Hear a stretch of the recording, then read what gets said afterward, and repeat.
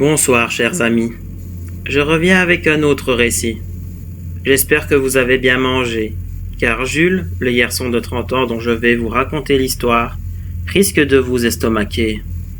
Vous êtes prêts? Allons-y. Voici le récit intitulé « Affamé ».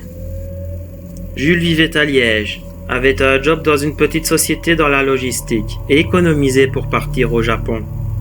Il adorait la culture japonaise, les mangas, la nourriture, l'ambiance, la mentalité et les jolies filles asiatiques. Un jour, il s'inscrivit sur un site de correspondance, sur lequel il fit connaissance avec Kimiko, une jeune étudiante de 26 ans résidant à Tokyo.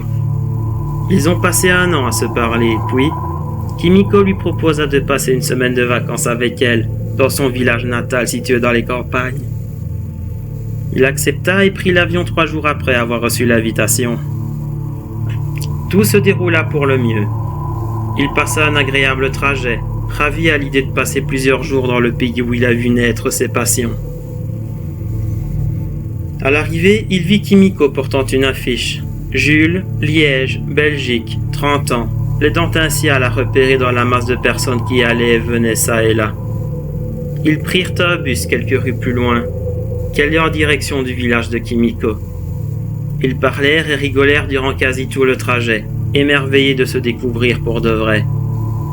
Après 3 heures de route, Jules demanda à Kimiko « Vais-je rencontrer tes parents ou tes grands-parents?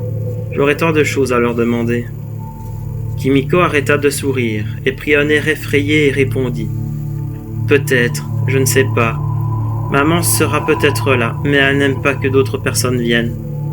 Elle dit qu'on est trop pauvre, qu'on manque de nourriture. Pourtant, elle ne mange pas beaucoup, rarement. Et moi, je ne mange pas des masses non plus. » Jules se tut et n'osa plus poser de questions jusqu'à l'arrêt de bus situé à l'entrée du village. Une fois arrivé devant la maison de Kimiko, une note était déposée sur la table à son intention.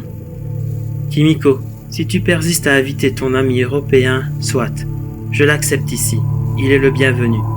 Mais je voudrais que tu l'éloignes de ma chambre ou de la réserve. Mère. » Kimiko lut la note à Jules, en lui expliquant qu'il y avait des règles dans la maison. Elle lui dit aussi que s'il entend des bruits ou des paroles bizarres, qu'il ne devait pas y prêter attention. Et Jules donna son accord. Le premier jour, tout se passa bien. Le garçon a même pu voir la mère de Kimiko le matin, Harumi. Harumi est une femme pâle, fine, voire presque squelettique, réservée et très anxieuse. Elle passa la matinée à observer Jules. La nuit du premier jour, Jules dormit dans la chambre d'amis. Une pièce presque sans décoration. Il y avait juste une vieille photo de la famille de Kimiko, qui était suspendue par une punaise au-dessus du lit de Jules. Durant son sommeil, le garçon rêva de la jeune fille et de sa famille, s'imaginant la vie qu'elle avait eue. Le deuxième jour, Jules demanda à Kimiko où était son père. Elle commença à pleurer avant de répondre.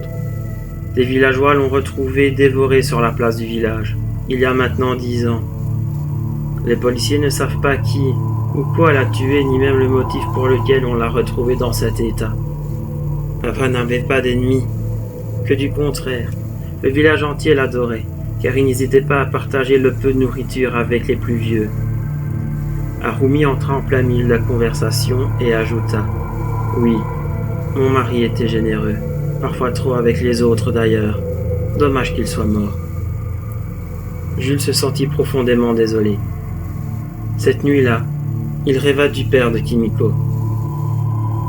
En plein milieu de la nuit, il se réveilla en sueur. Un cauchemar? Non. Il entendit la mère de Kimiko crier des obscénités. Il alla alors voir Kimiko. « Kimiko, j'ai entendu ta mère, elle criait. Elle m'a réveillé. Elle va bien? »« Chut! Il ne faut pas qu'elle t'entende. Essaye de dormir. »« Je ne voudrais bien, mais elle crie à côté de ma chambre. »« Bon, tu vas dormir avec moi, mais fais comme si de rien n'était. Je t'en supplie, il faut que tu dormes. » La nuit passa lentement. Harumi cria jusqu'au lever du soleil, puis se calma.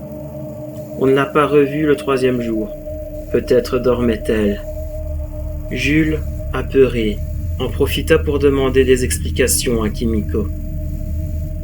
Ma mère passe de mauvaises nuits depuis la mort de papa. Elle n'arrête pas de hurler des choses horribles comme si elle était en proie avec un yokai. Un quoi?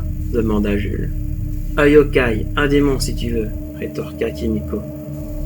Ils passèrent ce jour ailleurs dans le village pour se changer les idées. La nuit tombée, Jules alla dormir dans sa chambre.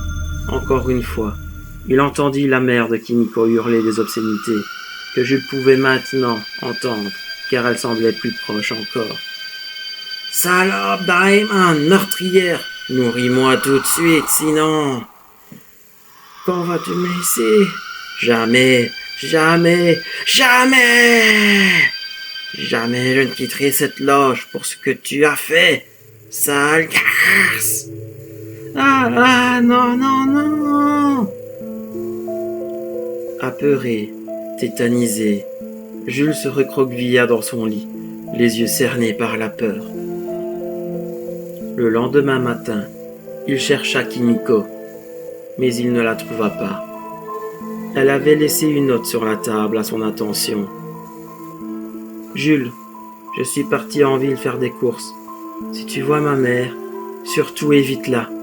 Je l'ai entendue la nuit dernière. Elle est sur le point de... Écoute-moi, sors de chez moi et réfugie-toi au restaurant traditionnel sur la place. Ne t'inquiète pas, je les ai prévenus et le patron parle peu français. Il a séjourné en France quelque temps. C'était un ami de papa. Je serai de retour le soir. Attends-moi au restaurant, Kimiko. » Jules comprit qu'il y avait un danger et alla au restaurant. Le patron était bien là. Il dit visage à Jules et l'invita à manger gratuitement. Puis, entre deux préparations de potage miso, il dit « Mon garçon, je suis désolé que tu sois tombé sur Harumi. Dire que jadis elle était si belle. Oh Harumi, pourquoi? 10 ans déjà, pauvre héros. » « De quoi souffre-t-elle, monsieur? » demanda Jules au patron. L'homme arrêta de cuisiner et se tourna avec un air pincé vers Jules et lui répondit que la mère de Kimiko a succombé à la folie depuis qu'elle entendit la voix de son époux dans sa tête, pour la première fois, il y a 10 ans. Depuis, Kimiko se débrouille pour se procurer de la nourriture pour 5 personnes, alors qu'elles ne sont plus que 2. Harumi ne peut pas engloutir toutes ces provisions. Qui le peut d'ailleurs? Est-ce pour faire des réserves? Des villageois pensent que c'est pour combler le vide que Hiro a laissé, et d'autres pensent qu'elle est hantée par l'esprit de son mari qui demeure affamé.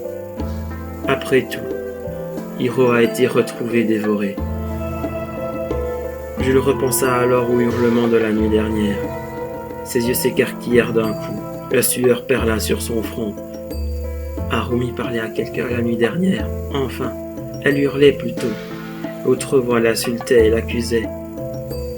Le patron du restaurant, en entendant cela, fit 3 pas en arrière et dit alors à Jules : « Si c'est ce que tu dis est vrai, alors ne croise jamais son regard la nuit tombée, sinon tu risques ta vie, mon garçon. » Jules et l'homme ont donc parlé de cela jusqu'à la tombée de la nuit, et le restaurant ferma ses portes. Jules attendit alors Kimiko pendant 1 heure.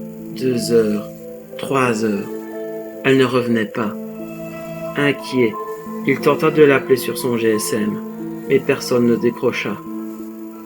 Il chercha alors à positionner son GSM par rapport à celui de la jeune femme, grâce à une application qu'ils avaient en commun. Il vit avec stupeur qu'elle était rentrée chez elle depuis plus de 4 heures. Alors pourquoi n'était-elle pas venue le chercher? Intrigué, il alla vérifier sa maison. La porte était entr'ouverte. Il vit les sacs de courses de Kimiko laissés sur le sol. Elle était revenue avec plusieurs kilos de viande, de riz et d'autres ingrédients qu'il ne connaissait pas.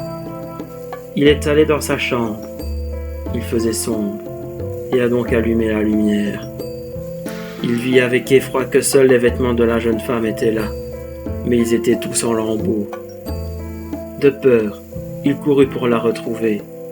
Puis, en allant vers sa chambre, il vit une trace de sang devant le bas de sa porte. Il entra et vit une lettre sur son lit écrite de sang. Elle disait « Désolé, je ne voulais pas ».